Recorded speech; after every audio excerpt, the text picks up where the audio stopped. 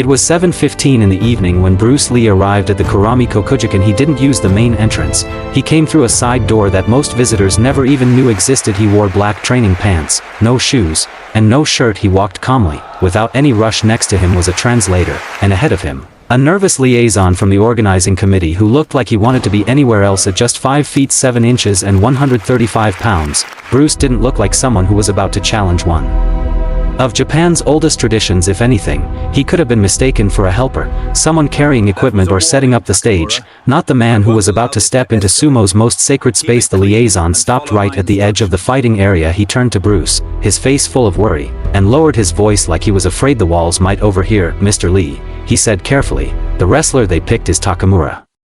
Bruce waited quietly. "He's a yokozuna, undefeated for 12 years, the man continued, then paused before adding in an even tenser tone, "very traditional, very proud. He might not cooperate." Bruce's expression didn't change. No surprise, no worry, no challenge, just calm. "That's his choice," he replied softly. The liaison led him to a waiting area nearby. Bruce sat down on a wooden bench worn smooth by decades of wrestlers who had sat there before him. He didn't stretch, he didn't practice any moves. He just sat there, back straight, breathing slowly, watching the crowd fill the arena. The sound of thousands of conversations blended into a constant wall of noise that seemed to push against the walls of the building. At 7:30, the eastern entrance opened. The crowd rose to their feet all at once, like a single living thing. The movement sent a wave through the arena from floor to ceiling. Then Takamura appeared. He wore the kesho mawashi, a ceremonial apron embroidered with the symbol of his stable, an outfit that cost more than most people made in months. His body was the very image of sumo. 450 pounds of muscle and mass arranged with brutal precision. His legs looked like bridge supports.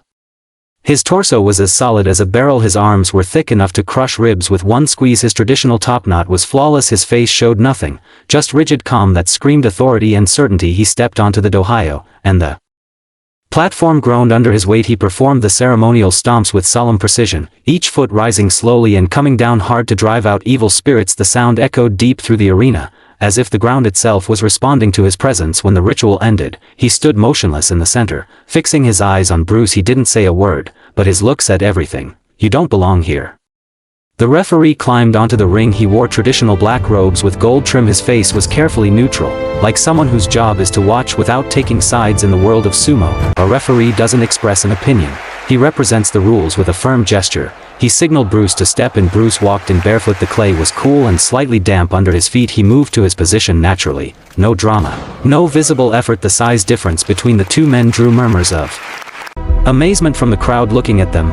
Takamura seemed like he could destroy Bruce with one move, just by falling on him. The referee began speaking in Japanese, explaining the rules of the demonstration in a clear, ceremonial tone. The translator leaned toward Bruce and repeated in a low voice. Takamura would do a ceremonial charge, and Bruce would show his ability to evade without full contact, without injuries. Respect between different martial arts. When the explanation was over, the referee bowed solemnly to both men, marking the start of a moment none of them would ever forget. Bruce responded immediately with a deep bow, tilting his body to about 45 degrees. The movement was clean, deliberate, carried out with exact precision. It wasn't automatic. It was a conscious act of respect. His hands came down calmly, his shoulders relaxed, and his posture showed that he understood the sacred space he was entering and the tradition that upheld it. There was no challenge in his gesture, no intention to provoke, just discipline, understanding, and a clear acceptance of the ritual. Takamura, on the other hand, didn't move. He stayed upright, arms crossed over his chest, watching Bruce with a cold, distant, almost insulting expression. His eyes didn't show curiosity or politeness, only the look of someone who had already made up his mind and wasn't going to change it. In that instant, the noise of the crowd disappeared, as if someone had flipped an invisible switch. 9,000 people fell into absolute silence. In the world of sumo, refusing to return a bow wasn't just rude. It was a formal statement. It meant the opponent wasn't worthy of respect. It meant his presence was considered an intrusion into sacred space. It meant tradition mattered more than any polite gesture. The referee's face tightened almost imperceptibly. He walked over to Takamura and spoke quietly, with the discreet authority of someone trying to keep order without causing conflict. He asked him to reconsider, to follow the ritual, to maintain the dignity of the ceremony. Takamura listened without moving, without changing his stance, then shook his head once. A brief, final, irreversible gesture. He still didn't bow. The referee then turned his eyes toward Bruce for a moment. His look seemed to apologize. Bruce straightened up slowly from his bow. His expression stayed calm, untouched. As if Takamura's disrespect hadn't reached him at all, he watched Takamura for a few seconds with quiet attention, no anger, no wounded pride. Then he nodded once, accepting the situation as it was, without resistance, without needing to say anything. The referee stepped back and raised his hand, the signal. In that same instant, Takamura dropped into his fighting stance, not the ceremonial pose they had agreed on for a simple demonstration. This was the real attack stance, the explosive position used in actual matches, the stance of a man who wasn't there to put on a show, but to impose his will. His center of gravity dropped, his muscles tensed, and his breathing turned short and powerful. The referee hesitated. He could have stopped it. He had the authority to do so. In fact, he should have, but 9,000 people were watching, and the weight of tradition, pride, and collective expectation had built up to this moment. History was about to be written in front of all of them. The referee lowered his hand. Takamura exploded forward. The sound of his feet leaving the clay was sharp and violent, like a gunshot in a closed room. 450 pounds of accelerating muscle over less than 2 yards. His hands reached out toward Bruce's torso, fingers spread, ready to grab, ready to push, ready to throw him out of the ring, out of the sacred circle, back to the foreign place he never should have left in the first place. First second, Bruce shifted left by just a few inches, such a tiny move that most eyes couldn't even catch it. Takamura's right hand cut through empty space. His fingers closed on nothing. His eyes widened with a flash of confusion. Bruce was no longer where he was supposed to be. Second, Takamura reacted quickly, adjusting his path. His left hand swept through the air, trying to grab him. His fingers brushed Bruce's shoulder. They felt the brief contact of fabric, but they couldn't hold on. Bruce was already moving, flowing like someone who doesn't fight force but lets it pass. By third second, Takamura planted his right foot firmly, all his mass rearranged in a fraction of a second. His body twisted with controlled violence, and his left hand shot forward in an open palm strike aimed straight at Bruce's breastbone. If that hit landed, ribs would break. The crowd leaned forward. The atmosphere changed. This was no longer a demonstration. Fourth second, Bruce's right hand intercepted the attack, not with a hard block,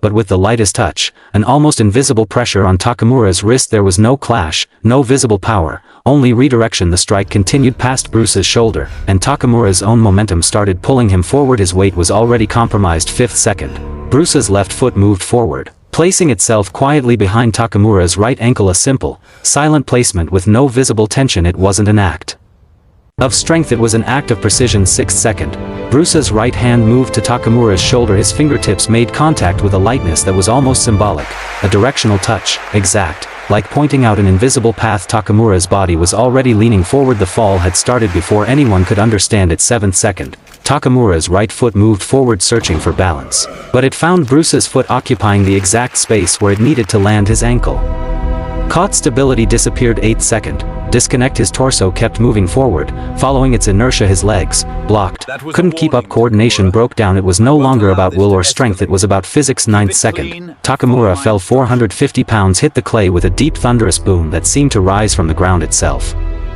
Dust puffed up in a thick cloud. The Dohyo shook under the impact, and for 1 second that felt like forever, time itself seemed to stop inside the Kurami Kokujikan. Takamura lay on his back on the clay, breathing hard, eyes wide open, staring at the ceiling from an angle he had never known before. His chest rose and fell slowly, as if his body needed to confirm he was still there, that the world still existed after that impact. For a moment that felt eternal, time hung still around him. Then, in the 10th second, Bruce stepped back naturally. No victory gesture, no show of superiority. He stood there breathing normally, calm, as if what had just happened was simply the unavoidable result of a correct movement. Takamura got up slowly. His hands left deep prints in the wet clay, visible marks of his weight and his effort. 12 years since his back had last touched the ground. 12 years spent building a reputation that seemed unbreakable. He straightened up with dignity, brushed the clay off his mawashi, and pulled his torso upright. His face was red, not just from physical effort, but from the shock inside. His hands trembled slightly, barely enough to notice, but enough to show that something inside him had cracked. Silence ruled the arena. 9,000 people sat frozen, not making a single sound. The referee stood still too,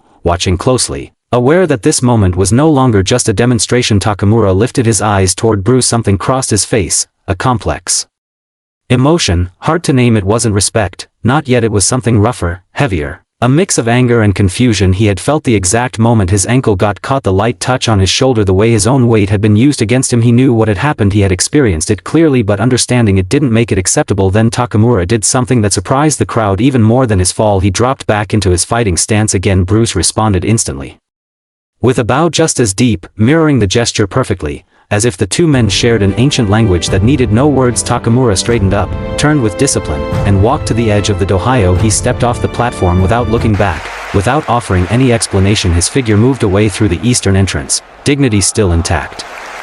Wrapped in silence, the crowd watched him leave with mixed feelings.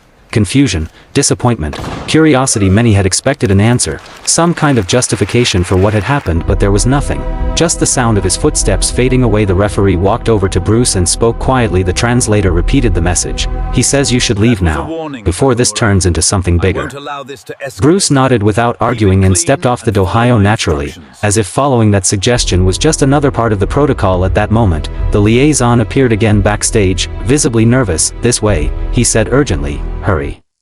They left through the same side entrance Bruce had come in hours earlier. Behind them, the noise of the crowd began to grow. Arguments, accusations, clashing opinions. Some claimed Bruce had used illegal techniques, others insisted Takamura had caused his own defeat. The murmurs followed them through the hallways until they reached a private dressing room. The liaison shut the door quickly, and the noise faded to a distant echo. The translator broke the silence. This wasn't supposed to happen, he said quietly. Bruce leaned down and began calmly wiping the clay dust off his feet, as if that simple act helped him process the moment. He didn't answer right away. Then he said, with the same calm, but it happened. The liaison's face was tight, anticipating trouble. The association is going to be furious, he muttered. There will be pressure.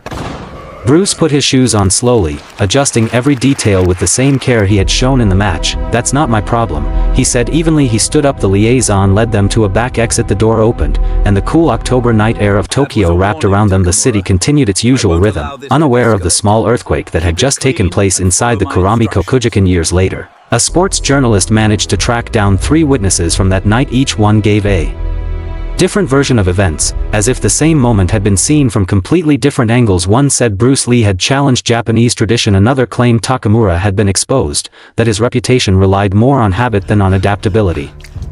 And a third, more thoughtful, said something that stuck over time, that both men had revealed a fundamental truth, that combat doesn't care about pride, only about reality. Takamura never spoke publicly about that event. He kept competing for a few more years and retired from sumo in 1974. After that, he opened a restaurant in Osaka, living a quiet life away from the spotlight. When reporters asked him about that night, he always gave the same answer. It was just a demonstration, nothing more. But his students started noticing changes in how he taught. The emphasis on brute force faded. In its place came a greater focus on anticipation, reading the opponent, and adapting. He never talked about that night, but his methods showed he had learned a deep lesson. Bruce Lee would die in 1973. The demonstration at the Kurami Kokujikan was never mentioned in any official interviews, but years later, among his belongings, a handwritten note was found. It was short and direct. I fell tonight. Mastery is temporary, understanding is permanent. Even in victory, remain a student. The lesson of that night wasn't really about who won, it was about what happens when certainty meets uncertainty, when tradition faces adaptation, when force meets understanding. Both men left that dohyo transformed. One learned humility, the other learned limits, and 9,000 people fell silent, not because they had seen a victory, but because they had witnessed the clash of 2 deep truths. After that encounter, neither of those truths was ever the same. If this story made you think, remember this, real strength isn't always about size or reputation, it's about the ability to adapt when everything changes, because even the undefeated can fall, and the wisest are those who learn from that moment. If you're into little-known stories, decisive confrontations, and the moments that defined Bruce Lee's true character, subscribe to the channel, hit the bell, and get ready for the next story, because here, we don't just tell you what happened, we reveal the deep meaning that almost nobody knew how to interpret.